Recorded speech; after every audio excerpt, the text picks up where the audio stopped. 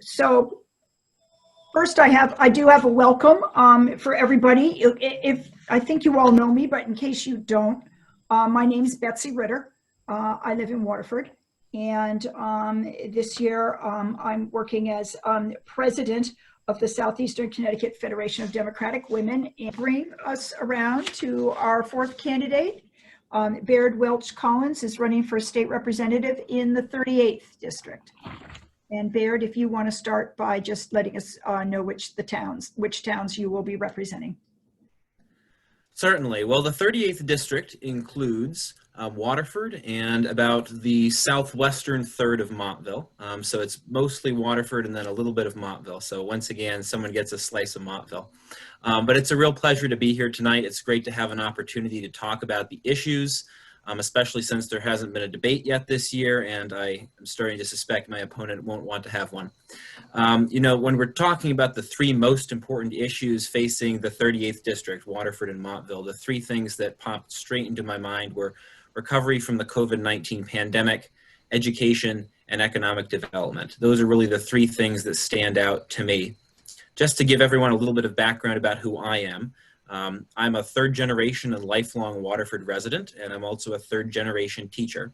I currently teach social studies in the Lebanon Public School District, and before that I was a violence prevention educator for Safe Futures in New London, Connecticut. I've been on Zoom calls and Google Meets all day, so I'm very used to this format by now. And I'm tempted to start telling everybody to put their cell phones away and you know, do all the things my students have been doing all day. So it's good to be here and it's good to talk about the issues. You know, COVID-19, its real impact in Connecticut has been felt economically. And we're very fortunate that we've had a government that has responded so aggressively to curtailing the virus, and that we can afford to have the luxury of saying that the economic impacts were probably the most severe here in our state. It's certainly a tragedy that swept our nation, and it's one that is ongoing, and I certainly hope does not get worse in the coming months, but you know, likely will.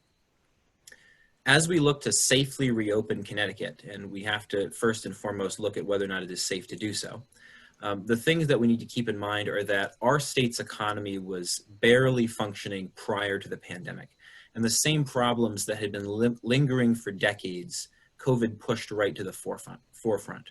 We cannot expect to come out of COVID by going back to and relying on the same broken systems and the same structures that failed us, you know, a year ago. It's just not going to happen. So we're going to have to start having politicians in office who are willing to examine new ideas, who are willing to examine innovative solutions and be proactive about pushing those ideas forward. This is a time that requires political courage and a certain degree of political risk, because the two alternatives are be imaginative and take risks and have courage, or push the outcome of this catastrophe onto the taxpayers, which quite frankly, Connecticut taxpayers just can't afford. As we look to recover from COVID, we're going to have to examine some new ideas. One of those ideas is actually a fairly old idea, and I've been talking about it a lot over the course of my campaign, is state banking and public banking. Currently, as your tax dollars in the state of Connecticut are invested in Wall Street, who has discretion to send them wherever they like. They can go overseas, they can go to China, they can go to Europe.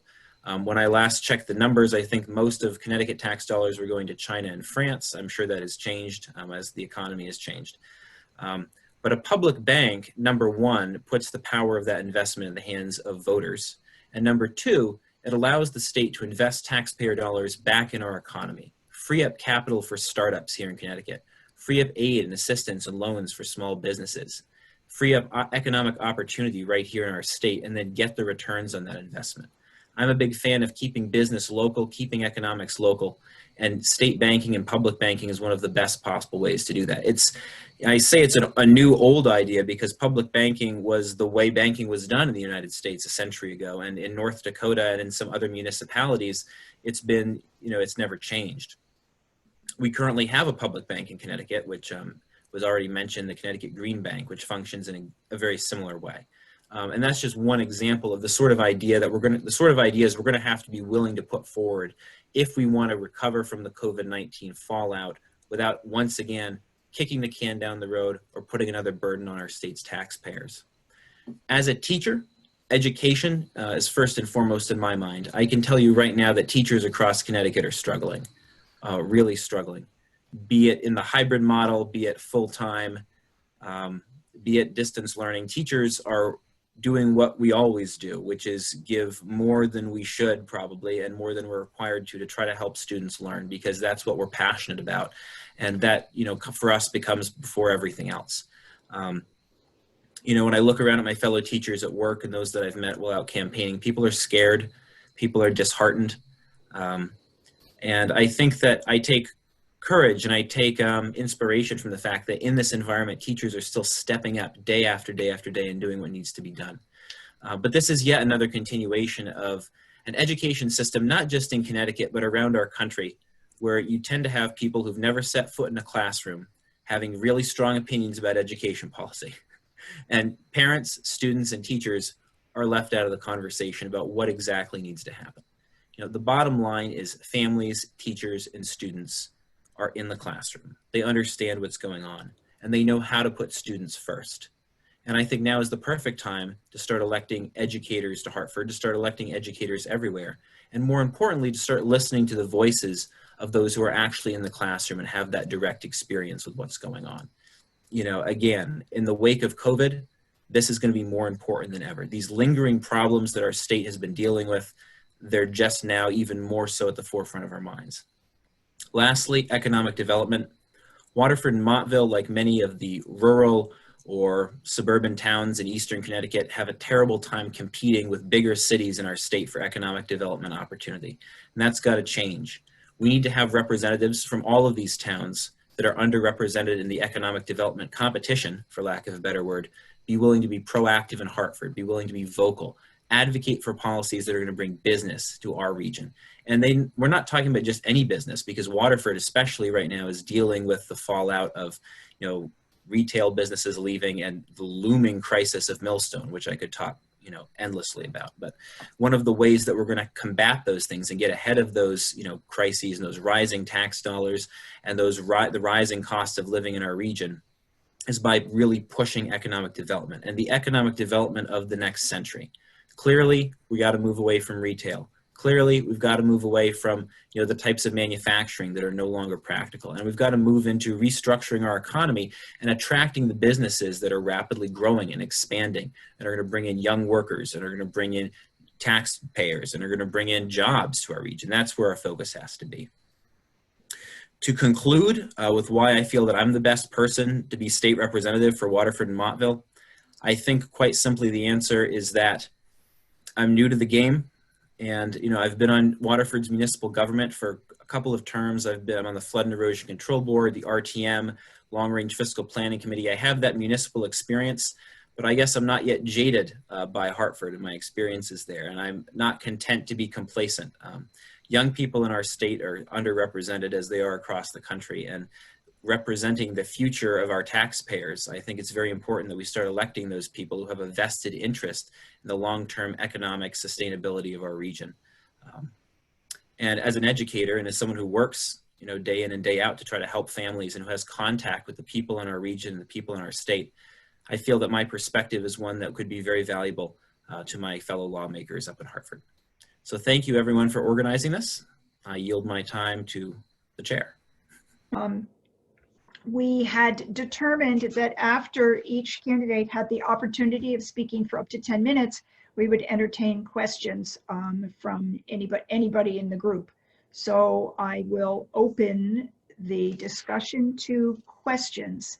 And what do you think about the Eversource pricing? And do you have any ideas about helping customers in handling the energy costs or infrastructure?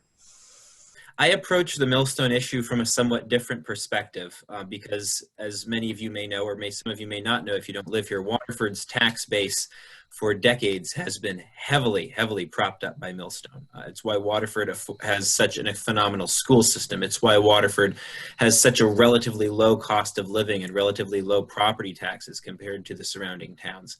And in 2017, my opponent and many others helped cut a deal that gave Eversource, you know, free rein to jack up electric rates. That's the short of it. And that deal ensured Eversource claimed they would stay around for another 10 years. Whether they do or not remains to be seen. Was the deal worth it?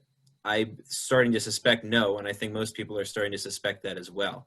But that doesn't change the fact that, for Waterford residents at least, and I'll speak locally, the crisis is very immediate. It's what do we do to either A, keep Millstone here, B, find an adaptive reuse for the site, or C, find an equivalent taxpayer that's going to replace it. Because Millstone, I don't want to get my numbers exactly wrong, but it's somewhere in the 30 to 40% of Waterford's tax base. I mean, it is an enormous percentage.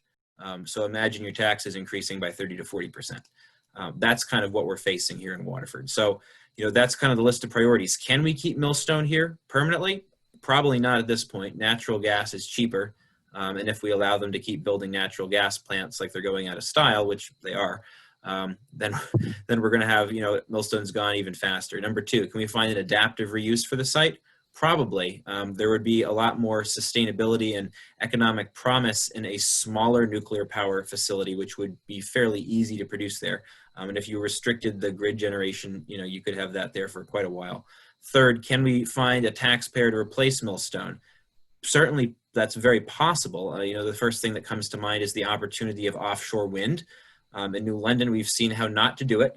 So perhaps we have a better handle on that now. But, Millstone offers, the location offers, a tremendous amount of electrical infrastructure right on the water. So that opportunity is certainly there.